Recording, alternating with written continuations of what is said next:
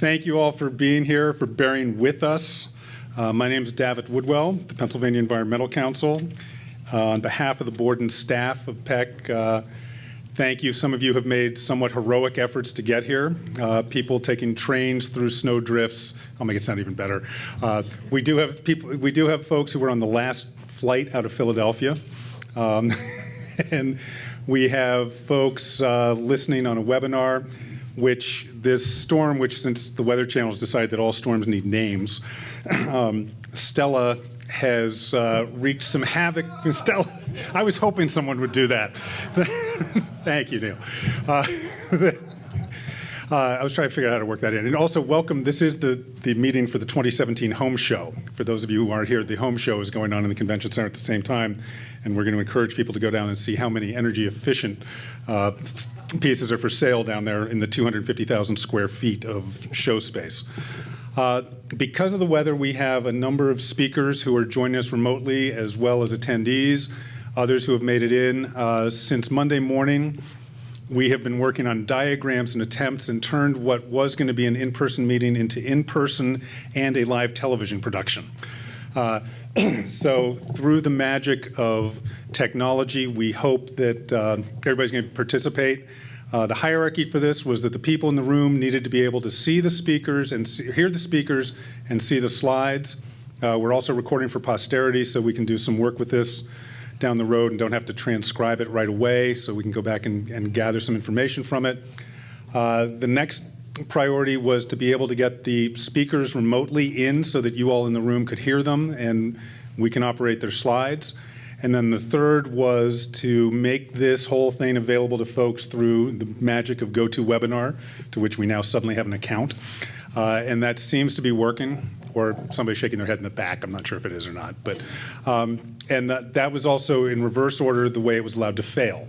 So those of you on the webinar, unfortunately, you're the first to drop off, and the people in the room get to continue the piece. And as part of those logistics, Mark Dixon is running a lot of the technical stuff in the back, and hopefully it does work. So why are we here? The Pennsylvania Environmental Council is a statewide nonprofit. We've got offices in Pittsburgh, Philly, Luzerne, which is a suburb of Wilkes-Barre, and a lot of presence in Harrisburg. We work on a variety of issues. About 40% of our budget goes to trails and outdoor recreation because we believe it's really important to give people of the Commonwealth reasons to support environmental and conservation issues, and that connecting them through that outside activity is a great way to do it. We also do a lot of work on watersheds, stormwater, green infrastructure, and last week actually held in State College a conference for about 150 representatives of the over 300 watershed groups in Pennsylvania to help them think about their capacity, what they needed to do to better watershed protection and restoration in Pennsylvania. That was a great time as well. We also do a lot of work in communities and landscapes, working with the Department of Conservation and Natural Resource on conservation landscapes in the Poconos, the Laurel Highlands, and now between Pittsburgh and Erie, seeing if we can do one there. Run Rivertown programs that try to encourage communities to reconnect to the rivers as with economic development, as well as recreational opportunity so that they again become stewards and care about it. We also do energy and climate work, and that's why we're here today. We've done a lot of work on small-scale hydro over the last few years, but the question of climate is one that we've been figuring out how to best deal with. And before I go further, I have to mention Lindsay Baxter. That was a good one. Lindsay Baxter, who really pulled most of this off, is not here today. Many of you know why, and it has to do with the new edition. But she did phenomenal work pulling everybody together, and I want to thank her in advance for that. But 2 years ago, conversations I was having with Armin Cohen around some issues of climate and their work on nuclear and other pieces led us into a discussion with Armin and the Clean Air Task Force about what the best role sort of for Pennsylvania and for PEC would be in looking at energy and climate issues and what Pennsylvania's role was in that and what our role could be in helping that happen. The result continues today. This is not the end. You're really here to teach us. Many conferences may be held so that people take stuff away. We really want to be sponges and learn from all of you.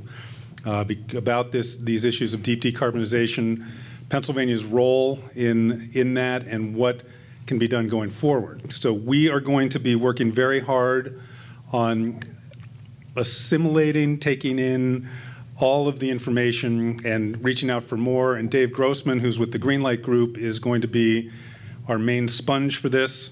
I had the pleasure of meeting Dave at the Aspen Institute a couple of years ago, and he does a lot of work for them on all kinds of energy issues, knows a lot of the players, and has a good sense broadly of what's going on. And so our goal from this is to take all this information and put together a white paper that will help us talk about what we do over the next 5 or 10 years or 5 or 10 months or whatever the right time frame is to deal with these climate issues in Pennsylvania and with deep decarbonization. It's a way we operate, and we've operated this way for many years. PEC has a history of, on occasion, bringing together groups of experts to try to learn from them to then develop these positions. 1990s, we were doing this with brownfield development that eventually led to what was the Act? Act 50? No, not 54. That was Act 2. Sorry, Act 2 in the brownfields legislation. We didn't get necessarily what we wanted in that, but we knew enough to be properly involved in the discussion. We've also done this with stormwater around Pennsylvania, and the last sort of really major piece we did was in 2010 around shale gas, where we held a similar conference with experts, drained knowledge from them, took it on, and then put out a white paper in the summer of 2010 that we still today follow in terms of how we address issues related to shale gas in what we think is a sensible and sustainable way. And so that's really, the other thing is Patrick McDonald's not here. Sorry, you see this slide.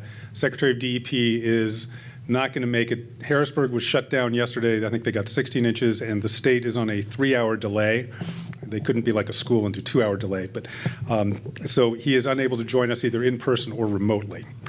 And so, but we're thrilled you all are here. That there are others coming during the day as we move forward with this.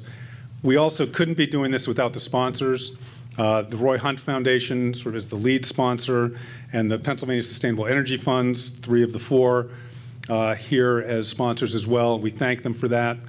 And then to show supporters, we were worried in this day and age that if we started showing a mix of people, they would say that this was bought off, that because there are energy companies in there, because there are others, because there are foundations, you have one way or the other. So we wanted to really put together a group of people interested in this subject. Each one of those is $2,500. We did not go, for lots of stuff, but our goal here was to show the mix of people. So we thank you all for being here. We do have exhibitors out there, so when the coffee break happens, we're going to get coffee and stuff and move that direction. We also couldn't be out here without this amazing advisory committee that came together to really help us think through these issues, talk about the format, and to also identify speakers, connect with you all, and in many cases to moderate sessions today and tomorrow. Armin Cohen is flying in. I think he had a flight this morning at 6, hopefully out of Boston. He was trying. Flights were changing last night at 9 o'clock. I haven't seen an email from him yet. Amy Curtright, who's here. Where'd you go? Right there from RAND. Michael Griffin from Carnegie Mellon. Mark Hughes from Penn and the Kleinman Center, wherever you went. I can never miss him. He's right there, right in the middle. Bobby McKinstry, Valerie Spar, who is also a PEC board member and keeps us as an organization going on a lot of climate issues, has been very involved over time, and Sonny Popowski, who was with the PUC, who's also in the back. So without them, this would be a very different setup. And the setup is that we have a couple of introductory speakers who are going to need not much introduction because they have phenomenal bios that are in the program to which I would not do justice. And then we're going to talk about each of the sort of 4 legs of the deep decarbonization stool with panels that will have a moderator, a main presenter who will go for about 20 minutes talking about an overview of that issue, and then 2 other presenters, panelists, who will talk sort of pro and con, bring out the issues about that, and then there will be time for the interaction. And we hope that there will be a whole lot of interaction amongst everyone here during this time as we go forward. And so that's me, Patrick McDonald, sorry, Pat, Acting Secretary of DEP, but what's Lizzie doing? Yes, ma'am?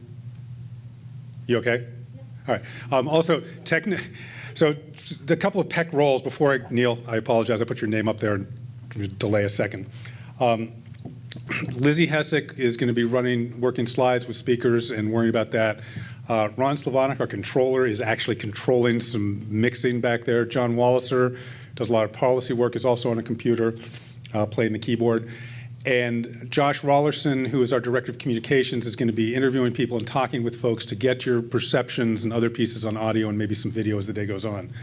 So we look forward to that. All right, Neil Donahue at Carnegie Mellon University is going to talk with us sort of about setting the stage for this issue, why we're here, and it'll be followed by Granger Morgan.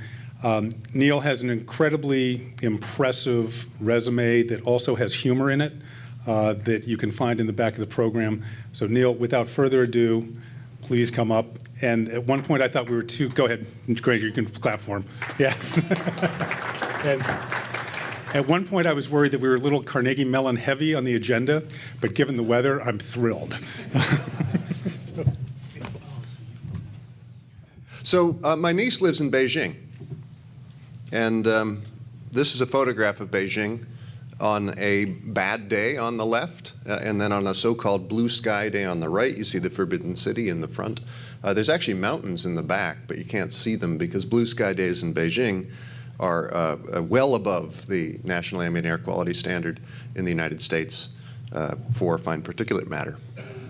And if we now look at the United States, I'm going to talk about fine particulate matter for a while, and you'll see why in a second. But this is a figure put together by Arden Pope, who is one of the early and principal contributors to our understanding of the relationship between fine particles and mortality and human deaths. And Arden is an agricultural economist at the University of Utah who first got into this looking at a steel mill strike in the Ute Valley in Utah in the 1980s. And this shows the concentration of fine particles on the x-axis going from 0 to 30 micrograms per cubic meter versus life expectancy for 50 municipal areas in the United States around the year 1980. And the little dots are just the local measurement sites. The big circles are the municipal areas. One of them is black and gold, and I'll leave it to you to try to figure out which. I didn't put the little Steeler symbol in the circle, but there's a very clear relationship between life expectancy and fine particle concentrations evident there. The line is the best fit to that. And that relationship that basically every 10 micrograms per cubic meter increases your risk of dying by about 1% to 2% is very robust. It's held up now in hundreds of epidemiological studies. We understand the toxicology. When you breathe in fine particles, they deposit in your lungs. That increases systemic inflammation, and that combined with high cholesterol gives you a heart attack. That's the major mechanism for mortality, and we understand that. And so then we flash forward 20 years to the year 2000, and the Clean Air Act had taken effect. Fine particle concentrations decrease, so you see that now there's no municipal areas above an average annual concentration of 20 micrograms per cubic meter. The black and gold circle has moved considerably to the left. Now there's cities that are below 10 micrograms per cubic meter. The relationship still exists. If anything, the slope is higher, but the data are more compact on the x-axis, so it's a little harder to precisely pull out the relationship. And these two vertical magenta lines are the National Ambient Air Quality Standards, starting at 15 microgram per cubic meter annual average, now we're at 12. Those actually took effect. The 15 microgram standard took effect in the year 2000, and so the cause of the decreases in particle pollution were serendipitous, essentially. They were SO2, sulfur scrubbers on power plants, and also catalytic converters, principally responsible for. So for other reasons, we were decreasing precursors of fine particles for acid rain and for ozone production in urban areas. But it was effective. And then we put in an actual standard on fine particle concentrations. And people are living longer 20 years later. And an analysis of these data show that about 20% of the increase in life expectancy in this relationship was from this intervention. So reducing air pollution was responsible for 1/5 of the overall increase in life expectancy in the United States. This is one of the most effective pieces of legislation ever passed. anyone listening in Washington, you're welcome to take note of that. So let's actually take a look at this kind of mathematically, just for the sake of doing a background calculation. The best estimate value of a statistical life here is about $9 million, almost $10 million, according to the US EPA. And the Clean Air Act, the estimate of basically the lives saved every year from what I just showed you is about 25,000 lives per year in the United States. So that's about 230 billion monetized savings per year. And you get about the same number. There's also a thing called disability adjusted life years, so you don't necessarily look at just one value for one life. But people are dying of heart attacks principally throughout their lives. So when people think, oh, I'm just killing someone today who would have died tomorrow, there's no evidence for that. The mortality associated with fine particles is basically throughout the lifespan. And so there's a significant amount of, let's put it the other way around. The savings, the benefit is associated with the cleaning up air is a very significant amount of money. If we take this to the local scale, to Allegheny County, there's about 13,000 deaths per year in Allegheny County, a few more, but basically 13,000. And of order 200, 250 of those deaths are attributable to fine particle concentration in Allegheny County. We're somewhat above, we're in the bottom third of air quality in the United States. And so once again, we can monetize this. And there's of order $1 billion per year in available savings if we continue to improve air quality. So this is going from the current values, not 1950 Pittsburgh, but the current values to continuing to improve air quality. If we cut that in half, we would on a monetized basis have basically $1 billion of savings in Allegheny County alone from improving air quality. So why am I saying all this? This is a decarbonization workshop, right? If we look at the sources of fine particle air pollution in Allegheny County, you come up with something like this. This is obviously approximate, but it's the basic picture. So the red half of this pie chart is inorganic particulate matter associated principally with coal combustion. Sulfate, ammonium sulfate, some ammonium nitrate, so from NOx, but principally ammonium sulfate. It's about half of the fine particle concentrations in Allegheny County and western Pennsylvania and the industrial Midwest. And then the deep green is organic material, again associated with fossil fuel combustion, basically transportation, emissions from automobiles and trucks. And then finally, the lighter green in the upper left-hand quadrant is fine particles associated with other things, organics associated with burning wood, cooking, and then other contributions to fine particle concentration. So 3/4 of the PM 2.5 pollution in Allegheny County is reasonably attributable to fossil fuel combustion. And that's why I'm talking about that. So then if we look at the contributions to carbon dioxide again in Allegheny County, and this again is approximate, but it's basically a third. So about a third of the CO2 comes from residential heating, residential and commercial building heating. About a third is electricity, and about a third is transportation. And those two are related to each other. So the 3/4 of the fine particle air pollution comes from that fossil fuel combustion. And I'm going to assert that tying those together is from a policy and a scientific perspective is what we want to be thinking about. So now I'm going to pivot and talk about climate for a little bit and set the stage on that. And so let's look at a plot that shows years, and we're going to go from 1950 to 2020, and then the mixing ratios, the atmospheric levels of carbon dioxide. Probably everyone in this audience has seen this, so I don't need to show it, but this is the magic carpet from Dave Keeling, measuring carbon dioxide starting in the International Geophysical Year in 1957 in Mauna Loa, Hawaii, at a little above 300 parts per million, and now we have more than 400 parts per million of carbon dioxide in the atmosphere. So CO2 is increasing, right? I think everybody understands that. And now what I'm going to do is take those parts per million and calculate the total burden of carbon dioxide in the atmosphere. So we turn it into billions of tons of carbon, because that's what we like to measure, and we want to compare that against emissions. And so in billions of tons of carbon, the atmospheric burden of CO2 is increased by about 200 gigatons of carbon. Gigaton is a billion tons, right? So we've gone from a little under 700 gigatons to a little over 850 gigatons of carbon over the past 50 years. And we can back out to the whole industrial era here, or most of it, from 1850 to the present day. You see the increase there. The pre-industrial concentration from ice cores was more or less constant, a little bit below 650 gigatons of carbon, and now CO2 is increasing rapidly. And again, as everyone in this audience probably knows, this all comes from fossil combustion. But it's worth sort of seeing that budget because not everyone is completely convinced of that. So now what I'm going to do is show the contributions to that atmospheric burden from the various sources of fossil carbon. And we start with coal. So the black bit here is the CO2 emissions associated with coal. And before the Second World War, the world economy was driven by coal. The Industrial Revolution was driven by coal. And so most of the contributions to CO2 are associated with coal combustion. And then after the Second World War was the era of the automobile. So we turn to the contributions in green from oil, from petroleum. And then finally, natural gas has continued to rise and continues to do so. And not quite finally, there's also emissions from things like cement and other sources. And so you add those together. I am accounting for the 45% or so of the carbon that goes into the ocean here.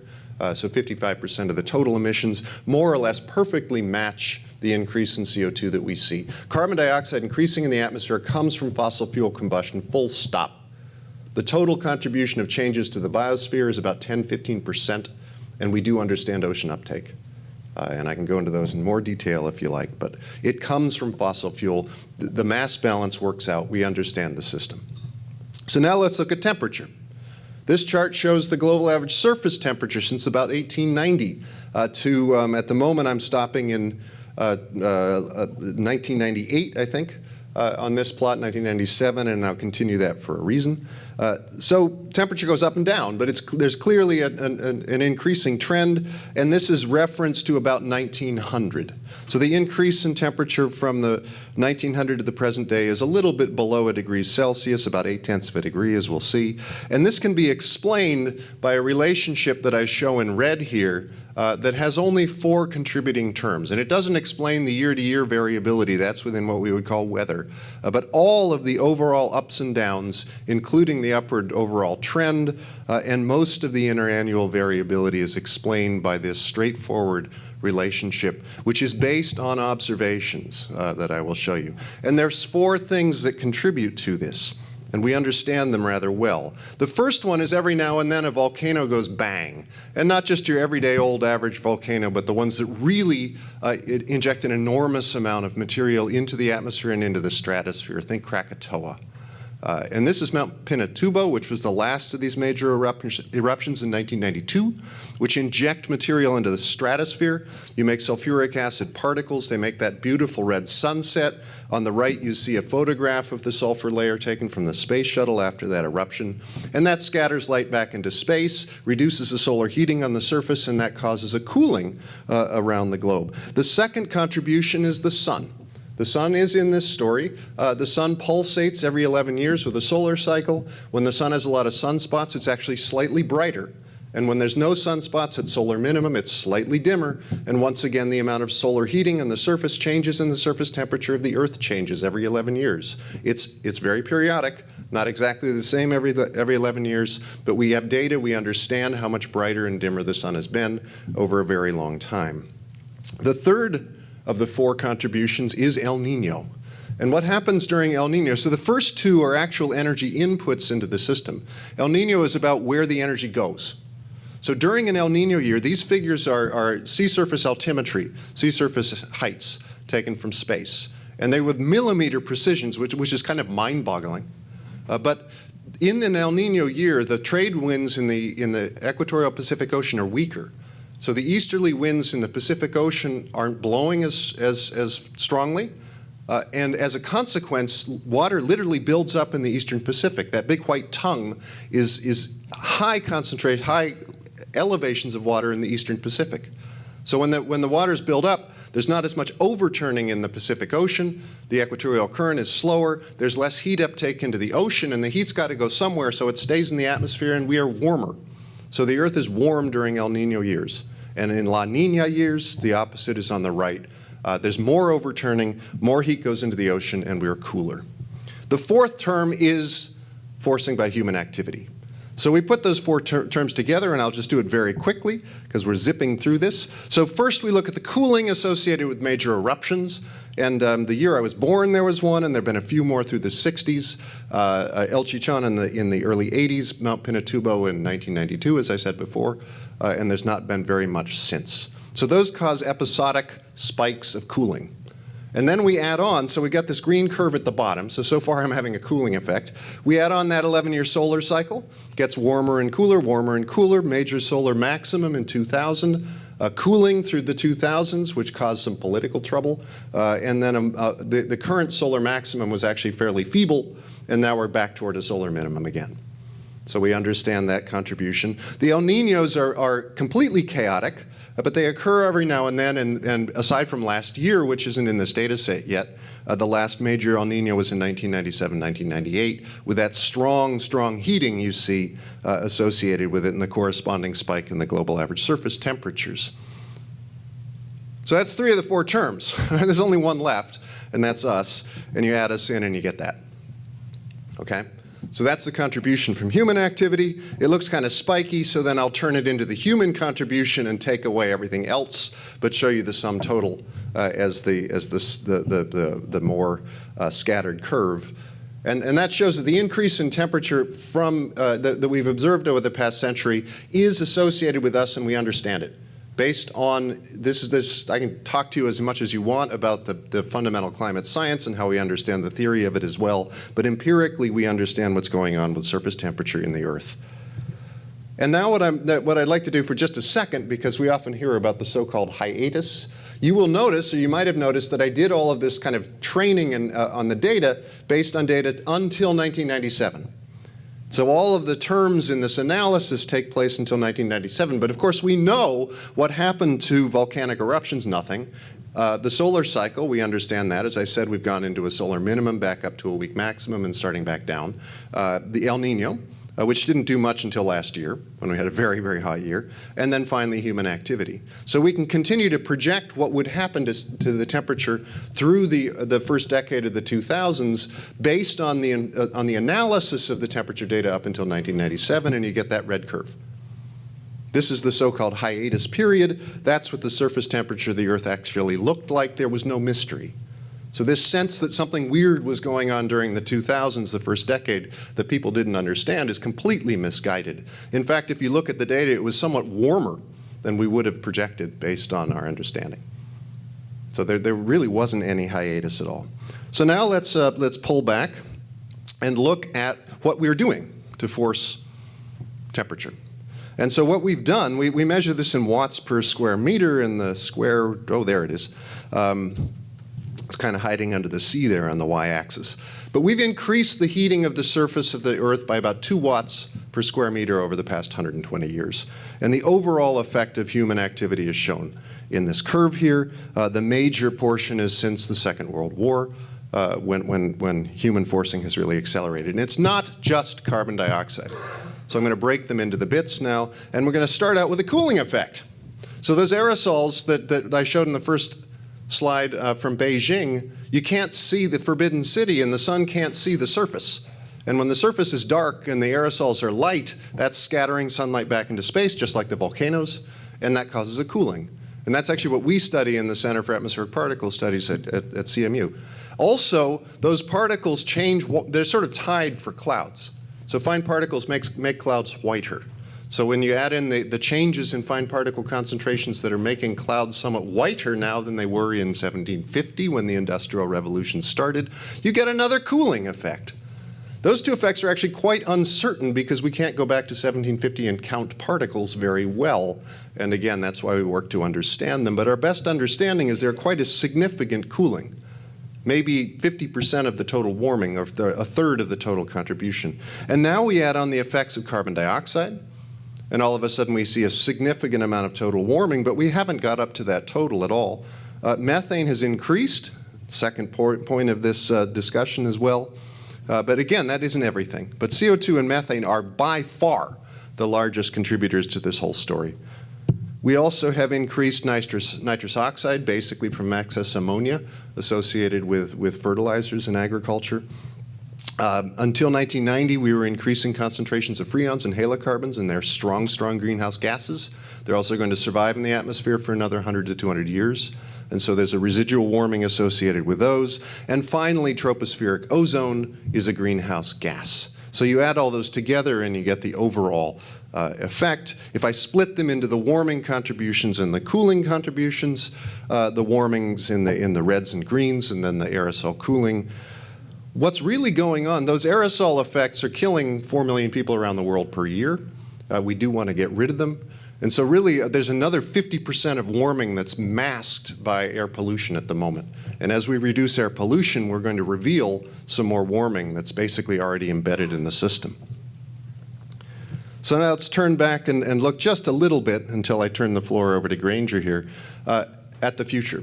So we do understand what happens to carbon dioxide, and this is a very important message that Granger will tell you much more about. What happens to it is it stays in the atmosphere forever. Some goes into the ocean, a lot of it quite quickly, a little less than half goes into the ocean before we even see it. But most of the rest of the CO2 is going to stick around for somewhere between hundreds and 100,000 years.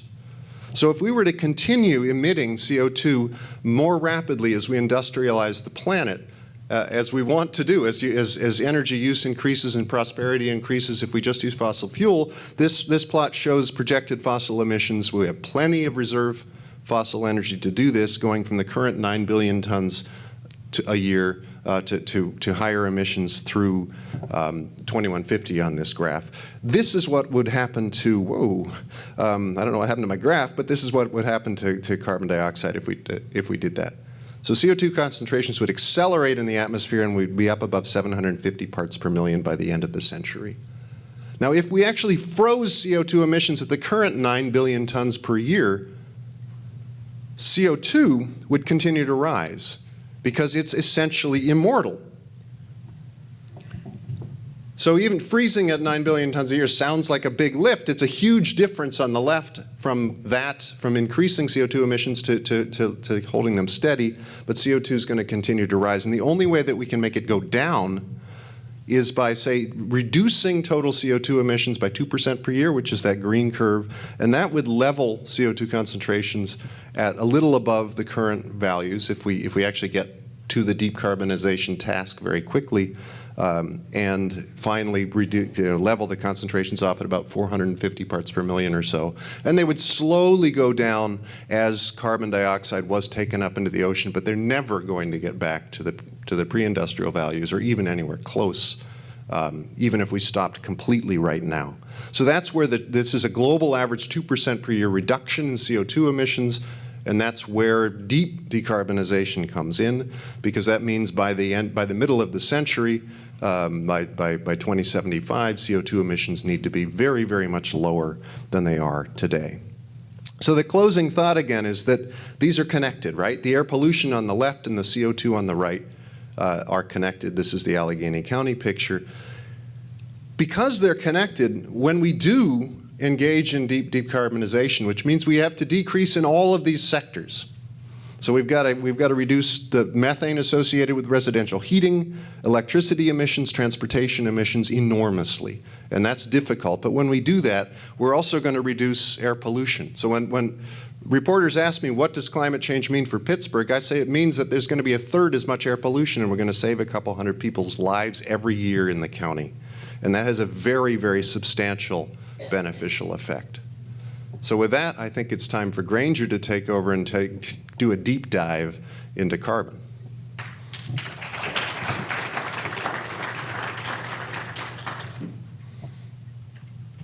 Well, thanks very much. It's a real pleasure to be here, and Neil, that was great.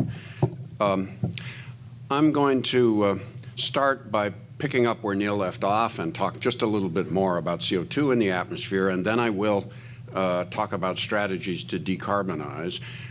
I got asked to talk about decarbonizing the electricity system, and I will mainly talk about that, but I'm going to cheat a little bit and talk about decarbonizing the energy system and the economy more broadly, because of course the two are interconnected. Among other things, of course, as we try to decarbonize other kinds of things, carbon-free electricity is likely to be the principal way in which we're going to do it.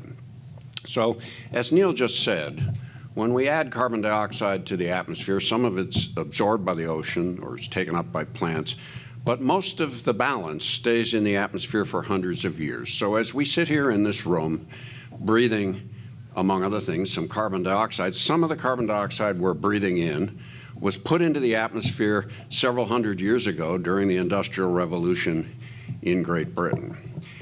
And this means that if we want to limit the amount of warming and other climate change, there's a finite amount of additional carbon dioxide we can put into the atmosphere. Now, I've shown a paper here by Glenn Peters and others, published a couple of years ago, that estimated how, if we wanted a 2/3 probability of meeting the Paris 2-degree limit, how would you allocate the remaining amount that you could put in the atmosphere, which they estimate to be just over 700 billion metric tons. And so they've gone through an exercise of allocating that.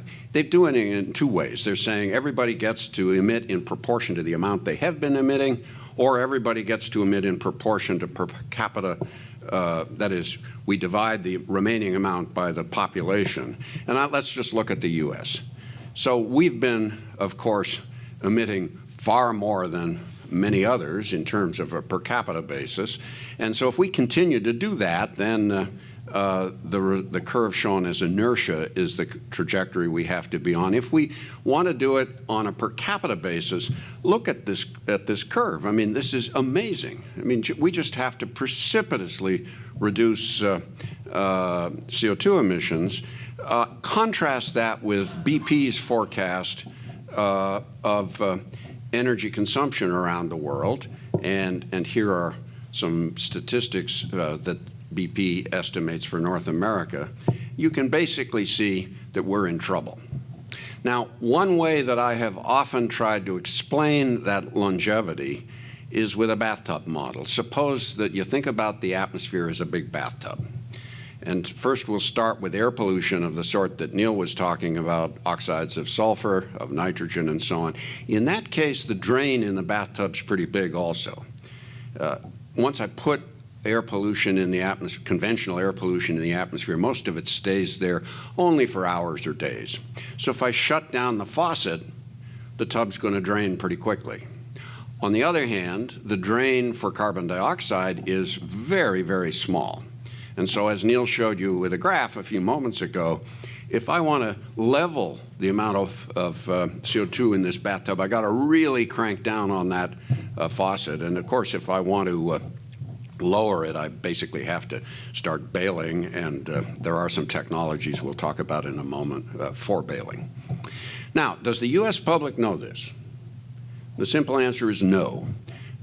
With my doctoral student, Rachel Dryden, and a couple of colleagues, we have a manuscript in review right now at the journal Risk Analysis, in which we did a mailing survey across Allegheny County, and then we also did a much larger survey using this online survey tool called MTurk, where we we divided it in two ways. You have to worry about order effects. There is none in this study. So we first say, imagine the world's modern factories, transportation, power plants all stopped emitting carbon dioxide today. How long would it take for the amount of carbon dioxide in the air to fall back to what it was before those things existed? And then we asked the exact same question for conventional air pollutions. And yes, we did define common air pollutants, smog, oxides of sulfur, and nitrogen, and so on. Here's the result. Exactly the same. That is, people overestimate somewhat, actually by a few years at least, the residence time of air pollution in the atmosphere, and they dramatically underestimate the residence time of carbon dioxide in the atmosphere. These are average results, and so you might say to me, oh, but Granger, maybe each person knows that air pollution lasts a little less long than carbon dioxide. So here we've done the same thing, individual by individual. There's no difference. People think the residence time of carbon dioxide in the atmosphere is about the same as that of air pollution, and they got it wrong for air pollution, but it would be consistent with the view that, oh, well, I don't know if this climate problem is real or not, but if it ever gets serious, we'll just fix it like we did air pollution. And of course, you can't do that. It also turns out that people don't understand that much of our air pollution is local and most of the carbon dioxide is global, but that's a detail that I'm not going to spend time on. So the bottom line of this is that unless we undertake an aggressive program of decarbonization now, we're toast, or probably ought to actually say burnt toast. Of course, I've simplified things a bit. I mean, the carbon cycle is significantly more complicated. Neil talked a bit about things like volcanoes in terms of aerosols, but they're also sources of carbon dioxide. And there's no single residence time. But you can see here that at 100 years out, 40% of what if I put a pulse of CO2 into the atmosphere and then I track it, 100 years from now, 40% of it's still there. 200 years from now, 37% of it or so is still there. The stuff is, as Neil said, essentially, it lives forever. So what are the insights for Pittsburgh and Pennsylvania from this first part of the talk? After each part of the talk, I'm going to pause for a moment and talk a little about insights.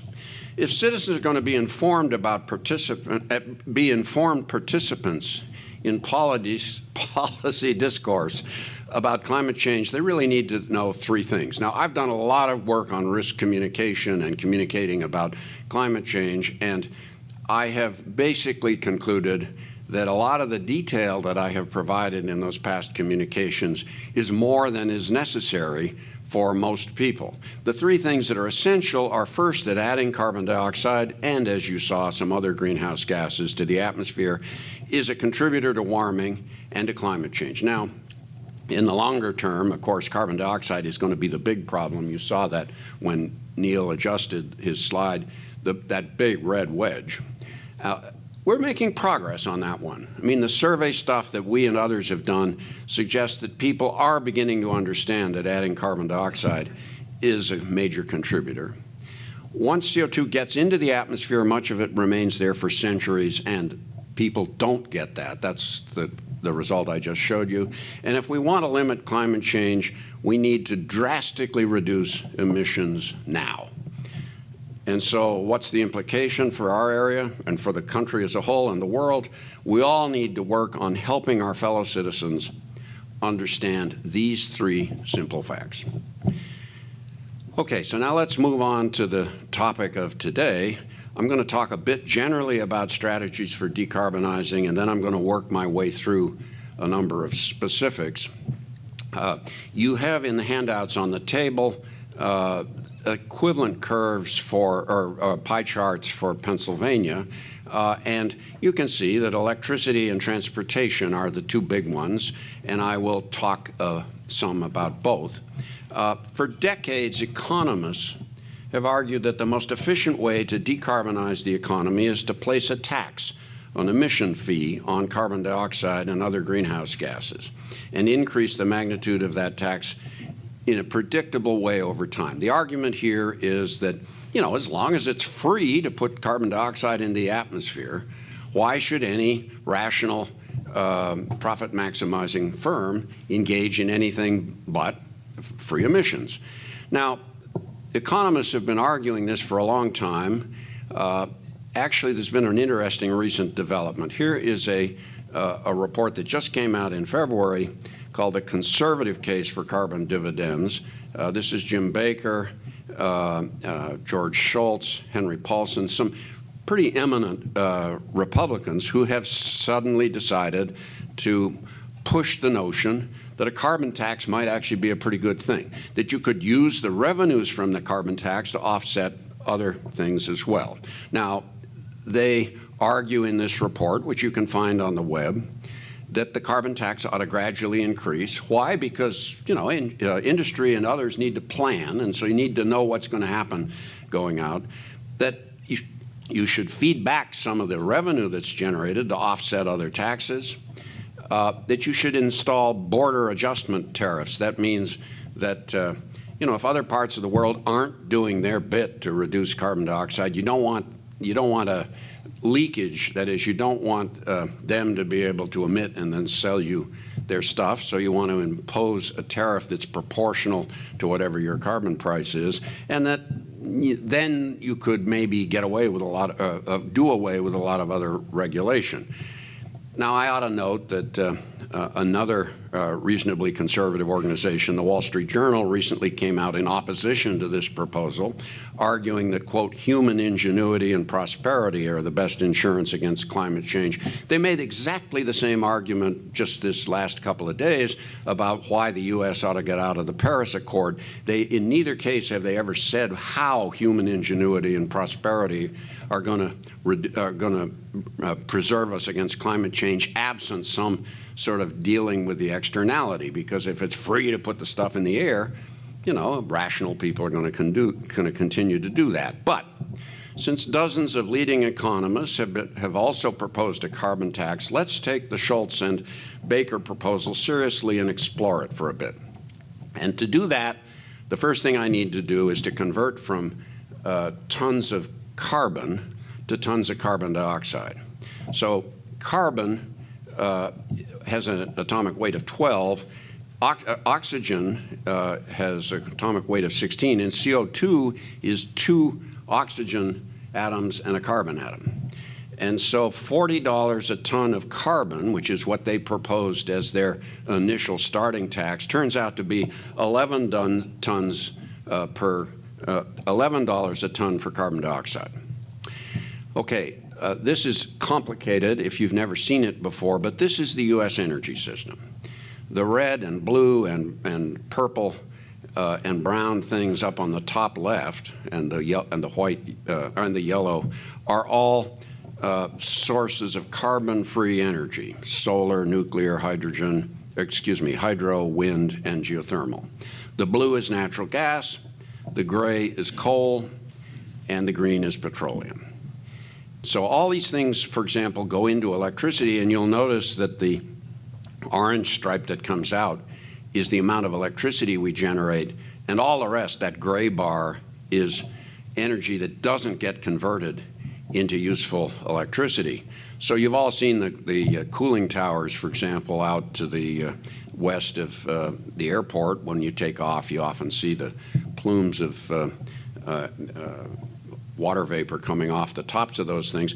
And that's getting rid of all that extra heat that, despite the fact that engineers have done their very best to try to make these plants efficient, is not getting converted into useful energy. And look at the green one down at the bottom, transportation, it's even worse. So you can see that the amount of rejected energy is even larger than the useful energy that we get out. All right, back now to the proposal.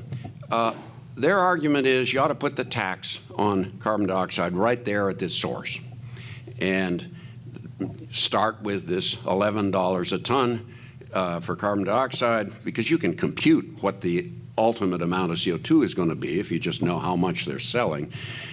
But we got a problem. A tax of $1 a ton on carbon dioxide comes out to just under a penny a gallon at the gas pump.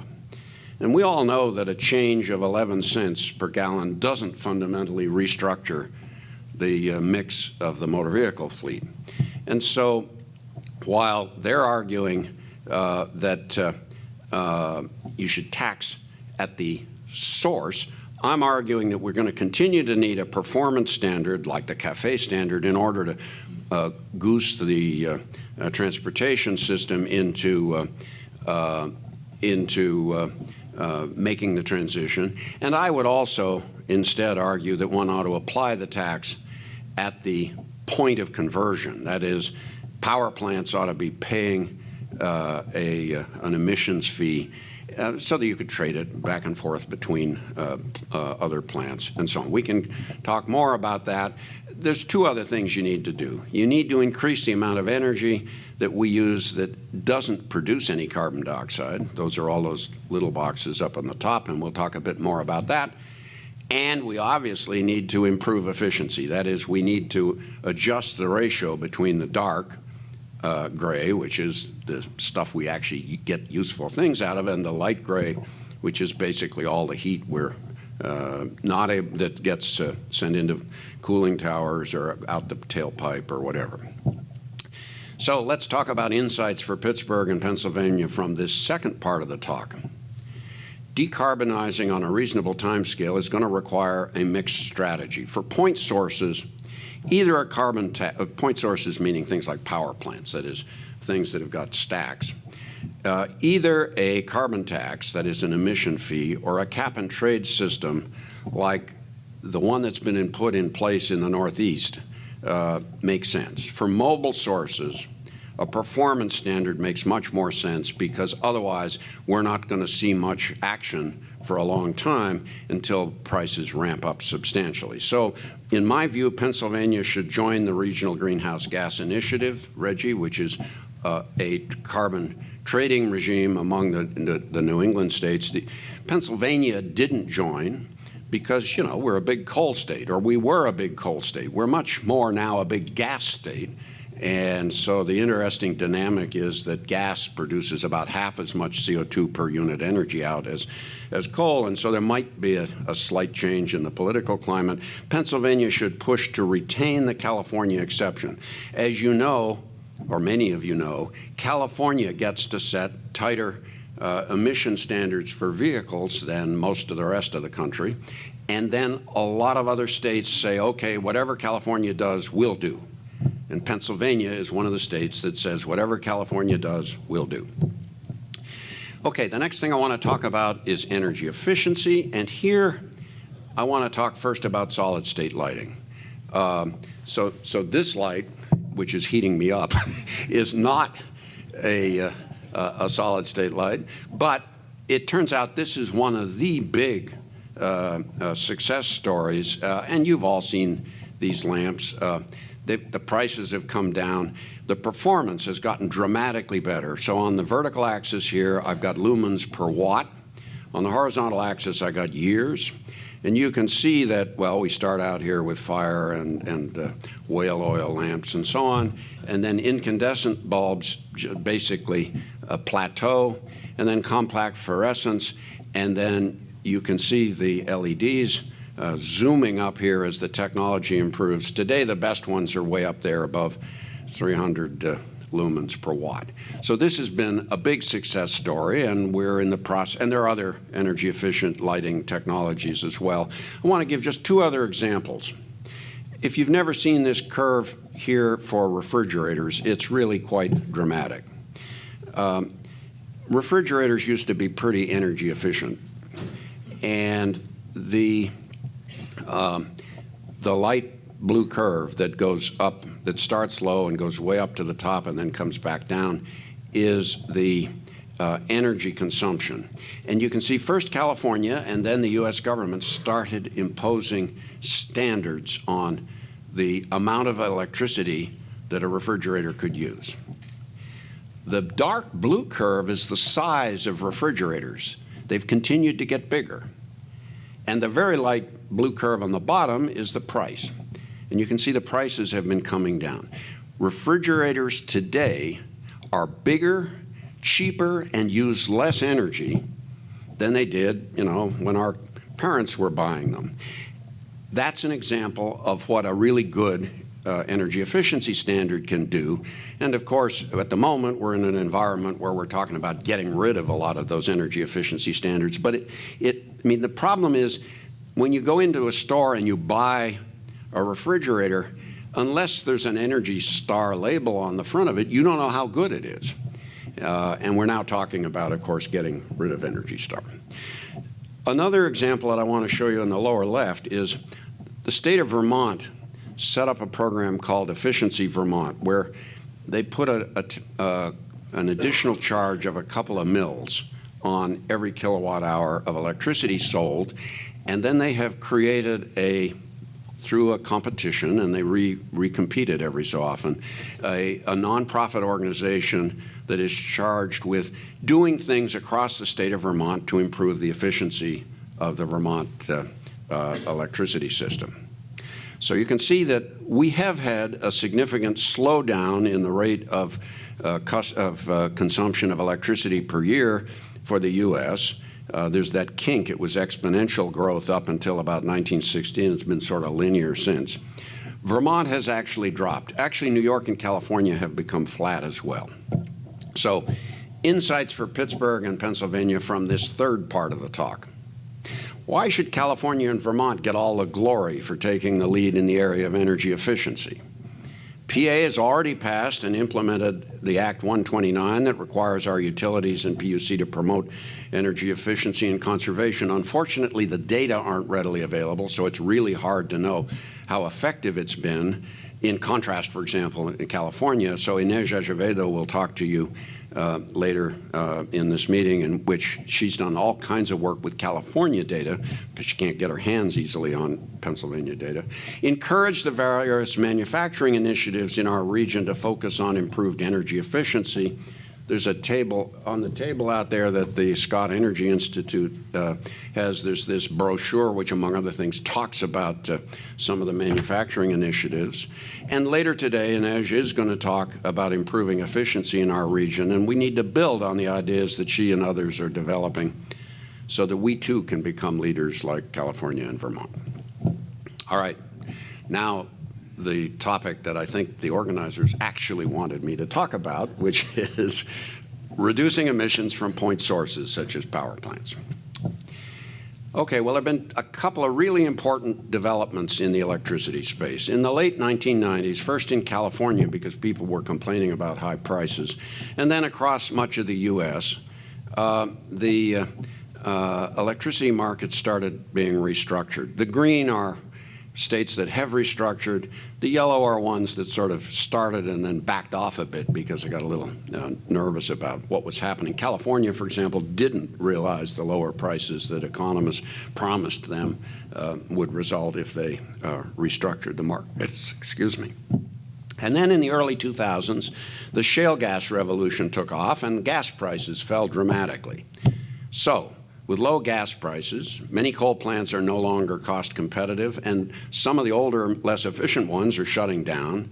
And for the same amount of generation, as I said a minute ago, a natural gas plant produces about half as much carbon dioxide as a coal plant. So the switch to gas helps with decarbonizing, but gas plants still release a lot of CO2. I should also note, since Neil is here, that the switch to gas also helps in terms of air pollution. So here's an estimate that a number of my colleagues did on the amount of the reduction in excess deaths due to switching from coal to gas. And this paper suggests that if all coal plants in the U.S. were replaced by gas, that would result in something like 3,000 to 8,000 fewer premature air pollution deaths a year. And there's probably already been a couple of thousand. I mentioned Neil, but I should have mentioned Mike as well, who is the co-author on this paper. One other thing before we move on to dealing with point sources, and that is with gas becoming cheaper, it's possible that one may also be able to improve the efficiency by distributing generation. DG with CHP translates to distributed generation with combined heat and power. Now, I told you that those power plants, for example, out to the west of the airport are throwing away a lot of their heat in those cooling towers. On the other hand, if I use microturbines or other small generators and I use them locally, I can capture some of that heat to either heat water or heat buildings, or for that matter, because smart engineers can figure out if they've got heat, how to cool. I can even do cooling. And so another strategy is to disperse generation a bit more and add combined heat and power. An additional benefit is that, as shown on the right there in those two diagrams of the grid, if the grid goes down and I've got a smart distribution system, as we have here in Pittsburgh.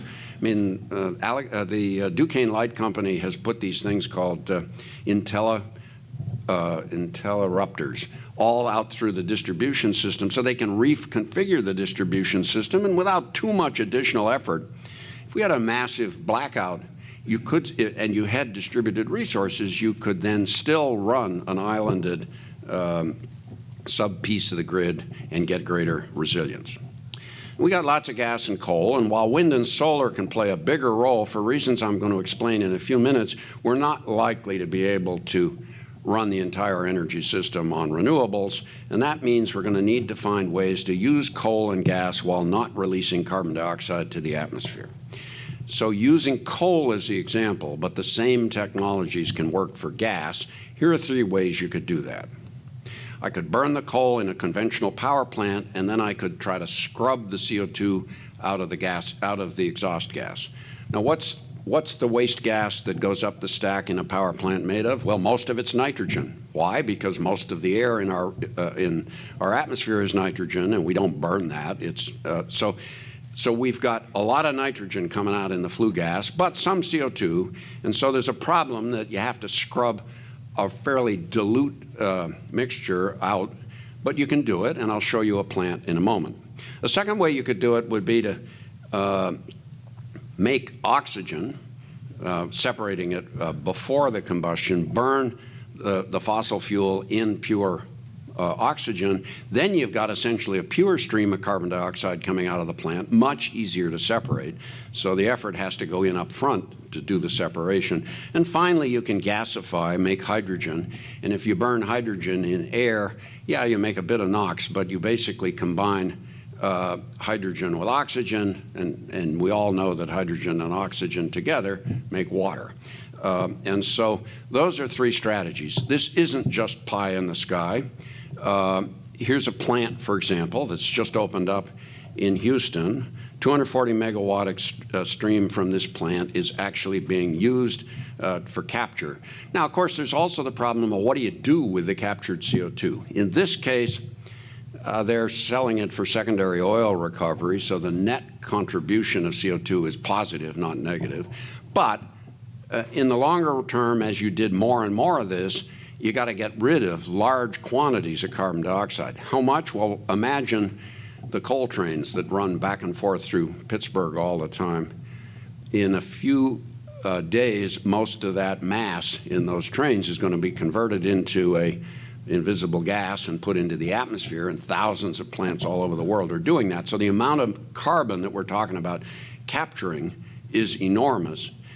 But we've also got a long history of capturing CO2 and putting it deep underground in stable reservoirs. Here's, for example, the Sleipner field off the coast of Norway. Norway, some years ago, passed laws that forbid the offshore operations for releasing carbon dioxide. When you produce gas, often they're from offshore from any operations, there's often quite a bit of CO2 in the gas, so they have to strip it out and re-inject it, and they've been doing that since 1996 and quite successfully. There are plenty of other examples around the world, and so the dark gray in the image below shows you where some of the reservoirs are.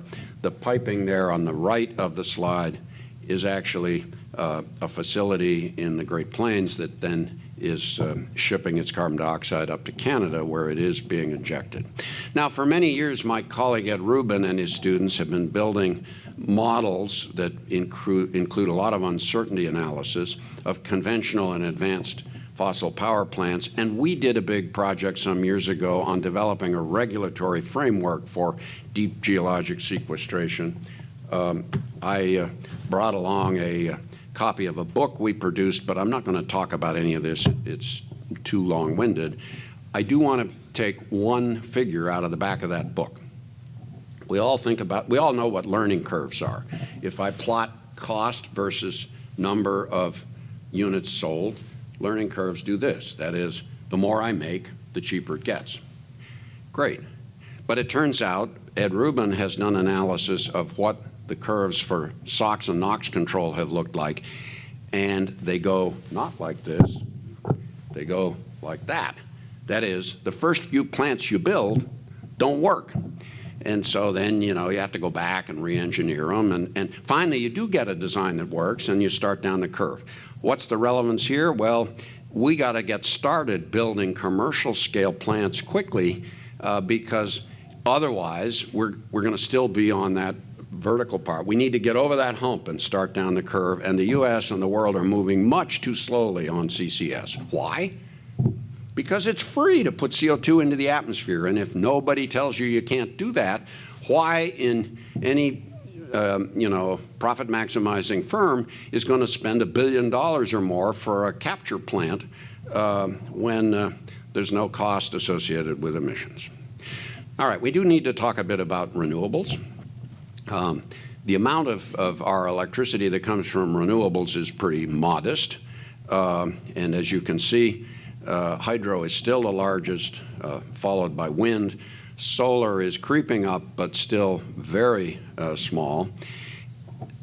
Here's why I said before that we're never going to run our energy system entirely on wind and solar. That plot is a full year's output from an entire wind farm. And, if I'm fortunate and I'm, for example, located somewhere where there are lots of hydro projects, I can turn the pen stalks on and off as the output from the wind farm goes up and down. But, it's really hard living with an energy source that does something like that. And there are technologies that you can use to absorb it, but as the fraction of wind gets higher and higher, it gets harder and harder. Now, we can probably deal with 20 or 30% wind without too much difficulty, but it is a big issue. And you might say, well, but let's just connect enough plants together and we'll smooth them. I'm not going to take the time to go through the details. You can talk with me offline. Here's all the wind output from all the wind farms in Texas. Texas, to its credit, has put in large amounts of wind farms. The black line or blue line, whatever color it is, on the top is the installed capacity. The first thing to observe is that the actual output, the so-called capacity factor, is only about a third or so of the installed capacity. That's because, of course, the wind isn't always blowing, and it's not always blowing strong enough. What I want to look at here, though, is the smoothing effect of combining a number of wind farms. So if I combine all the wind farms in Texas, after the first few wind farms are interconnected, there's not a lot of reduction in the variability. So you can get some reduction by connecting more wind farms together, but there are limits to how far that can go. They have the same sort of problems with solar. I mean, solar has the additional problem, of course, that the sun doesn't shine at night. But here's the output of a solar cell over the course of a day. Those are clouds, of course, coming past. On the left, that plot shows you the break-even price for electricity if you removed all the subsidies. Now, it's wonderful that we've been subsidizing because, it's promoted the technology. And you can see there are some parts of the country where if the electricity price was 15 or 20 cents a kilowatt hour, solar would be cost-effective today without subsidies. There's a handout on your table that tells you what our local electricity prices are. You can see that for us, we need to get up around 30, 35 cents a kilowatt hour for solar to break even. But the Department of Energy has mounted this project called the Sunshot Program, which is rapidly driving the cost of solar down. And I think it's likely that within a decade or so, solar will be cost effective across most of the country without subsidies. Now, on nuclear, France is the clear demonstration that you can largely run an electricity system off nuclear. In the U.S., we've been running about 20% of or generating about 20% of our electricity from nuclear power for many years. The fraction is shrinking because of low natural gas prices and also because of the cost of life extension. People often in the nuclear community say, yeah, but when advanced nuclear comes online, these fancy new designs, we're going to be able to decarbonize the whole energy system that way. But later today, you'll hear a discussion about nuclear, and Mike Ford, who's sitting over there, has recently done a couple of studies where he's looked at the budgets of research for the Office of Nuclear at DOE, and also looked at, talked with a wide range of senior nuclear people, we're basically dead in the water with respect to advanced nuclear. We've spent less in advanced nuclear over the last decade or so than the cost of getting one advanced design to the point that it's cost effective. Now, we're not building much, but the rest of the world is, one possibility in the short term are factory-produced small modular reactors. I mean, one of the problems with conventional nuclear is each one is sort of custom-made out at the site. Imagine that we built 747s that way. None of us would ever have been able to afford to go to Europe. And so there now are people working seriously to try to design, to make much smaller reactors in factories which could then be brought out and plugged in. So insights for Pennsylvania from this chunk of the talk. Our region is already a leader in decarbonizing point sources. For example, we've added about 1,400 megawatts of wind to our generation mix. The Department of Energy National Energy Technology Lab, NETL, is the leading federal organization working on CCS. And firms like Alcoa have taken some important steps to reduce emissions of greenhouse gases.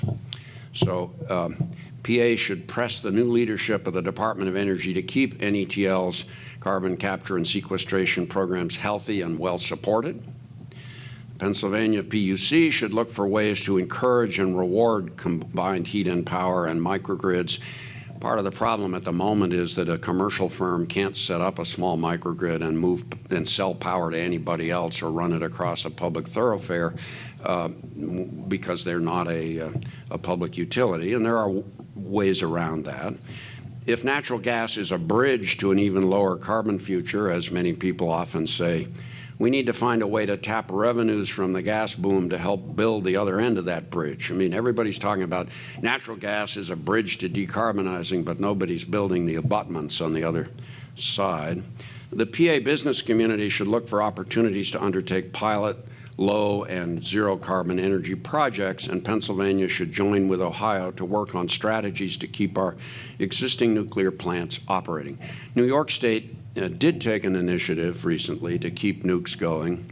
We've got a bunch, and Ohio has some that are on the verge of being shut down. And we're going to wish in a few years, when we do finally get serious about decarbonizing, that we had those plants. The only plants now being built are in the the southeast. There are 4 under construction, all in vertically integrated utilities. Okay, so now I'm going to go off my assignment by a little bit and just say a few words about mobile sources, partly, of course, because mobile sources, one way to deal with them is to electrify at least some vehicles. And then lastly, I want to say a little bit about getting carbon dioxide out of the atmosphere. So OECD, of course, is the developed world, and you can see that the bulk of transportation energy use, which, of course, because it's all fossil fuel, is proportional to the CO2 emissions, is from road transport, and heavy trucks are sort of a 2/3 to 3/4 of the total use. So what are the options? Well, once we've got an electricity that's zero CO2, cars and light trucks can be decarbonized by converting them to electric vehicles or plug hybrid electric vehicles. Of course, if we're going to use plug hybrid, hybrid means with some liquid fuel, and people, of course, say, well, but we'll just use, biofuel, and ethanol is the prime example. It turns out, however, that on a life cycle basis, fuel made from corn ethanol doesn't perform any better than gasoline on a life cycle basis. And as Mike will probably not tell you during his talk here, but has done quite a lot of work, if you fertilize, as we have all across the Midwest, to grow corn ethanol, that nitrogen fertilizer ultimately runs off and contributes to the dead zone in the Gulf. So using corn ethanol as a strategy for a liquid fuel is really not a winner. As a matter of fact, it's environmentally on a life cycle basis, it's a loser. But there are other net zero carbon liquid fuels, and I've shown pictures of 2 of the slightly more advanced ideas here. One is this is a technology where I have a cyanobacteria into which I have injected a special gene, and it can directly synthesize. I mean, I bubble CO2 through it that I've captured from a power plant. Sunlight shines on it, and it makes ethanol, which I can then separate out and keep recirculating. The thing on the lower left is a system built by an outfit called Carbon Engineering, developed by David Keith, who was once on our faculty, he's now at Harvard, capturing CO2 directly out of the air and then using that CO2 to make a liquid fuel. I mean, you can take the carbon and combine it with hydrogen. When hydrogen is burned, it just makes water. And so today when we make hydrogen, we basically do it by splitting up methane, CH4, and that's not a zero carbon strategy, but there are, as I just said, a number of others strategies that could make renewable hydrogen, that is hydrogen that doesn't emit, that in the process you don't emit CO2. The downside of hydrogen is that it's bulky, even if you liquefy it, which is not a problem for rail locomotives or other things where you could have a big tender. It is a problem for things like airplanes. And so airplanes are going to almost forever going to need liquid fuel. And maybe what you need to do is just, you may ultimately get a carbon-free liquid fuel, but in the meantime, you may even be better off letting airplanes use fossil fuel and scrubbing the CO2 back out of the atmosphere some way. But once I do have hydrogen, I can combine it with captured CO2 and make hydrocarbon fuels. Efficient trucks, given that we saw before that 2/3 to 3/4 of the transportation, of the road fleet, the CO2 emissions come from heavy trucks, figuring out how to make them more efficient is clearly an important thing to do.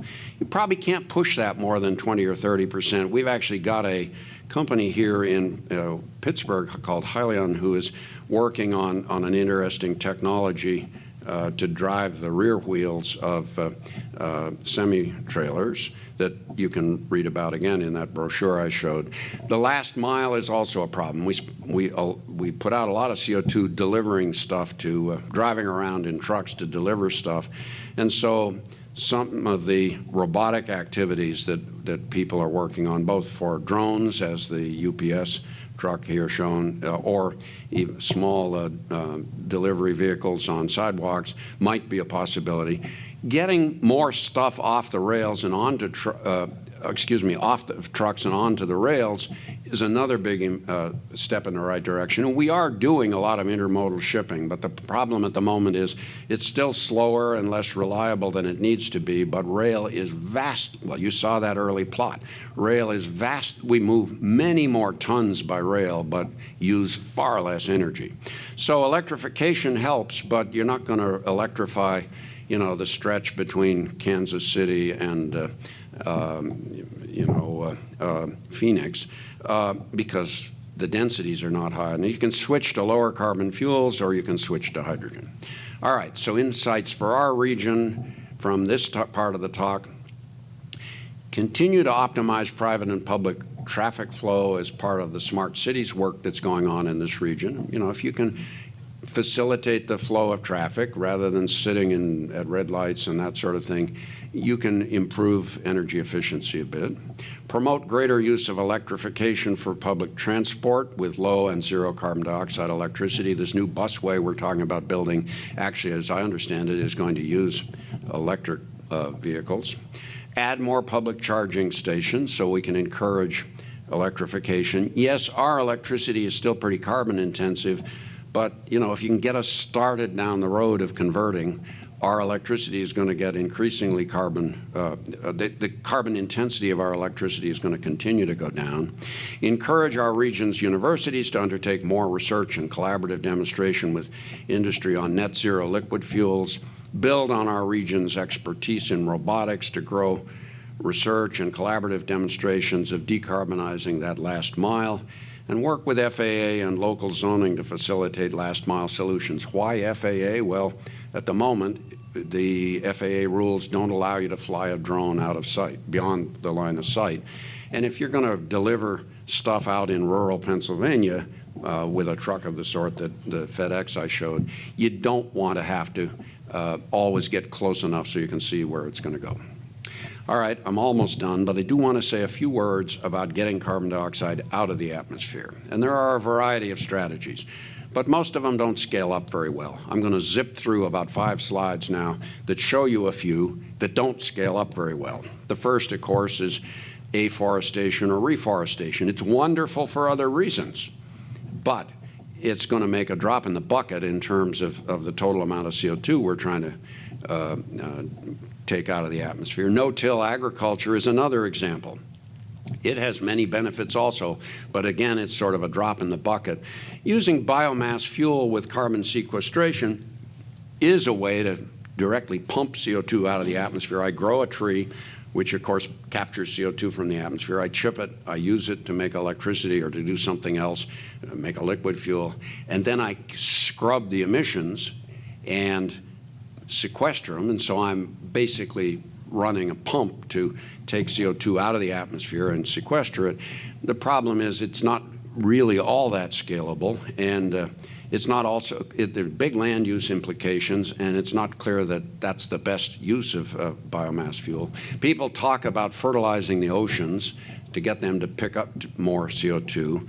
A lot of ecological and other concerns about doing that. People talk about enhanced natural weathering on thousands of years sort of time scales. A lot of CO2 does end up in rock, and maybe we could find ways to accelerate that.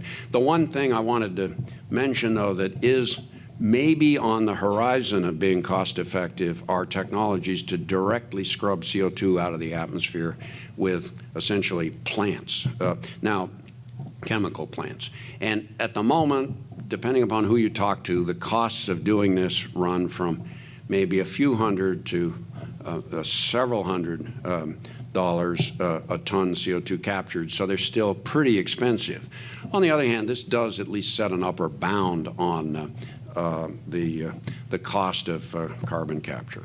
If you're interested in these technologies, last year the National Academy of Sciences produced this report. This is one of 2 reports on climate intervention. You can download these on the web. The other report is a report about doing things to increase the amount of sunlight you reflect back into space, which we're not talking about here today.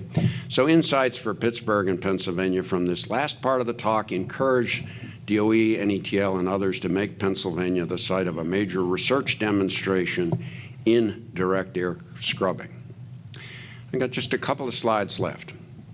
Achieving a deep reduction in carbon dioxide is going to take everything we've got.